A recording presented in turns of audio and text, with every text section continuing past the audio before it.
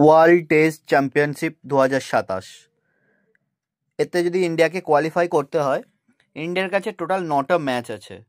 এই 9টা ম্যাচের মধ্যে থেকে ইন্ডিয়াকে মিনিমাম 7টা ম্যাচ জিততেই হবে, তবে ইন্ডিয়া 2027 টেস্ট ওয়ার্ল্ড চ্যাম্পিয়নশিপ ফাইনালে কোয়ালিফাই করতে পারবে।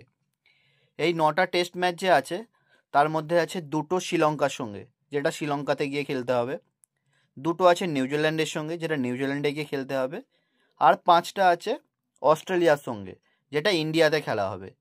এর মধ্য থেকে মিনিমাম 7টা জিততে হবে। যদি ইন্ডিয়া এই 9টা ম্যাচের মধ্যে 7টা জেতে, তাহলে ইন্ডিয়ার স্কোর হবে 62.96%। যদি ইন্ডিয়া 8টা জেতে, তাহলে ইন্ডিয়ার স্কোর হবে 68.52%।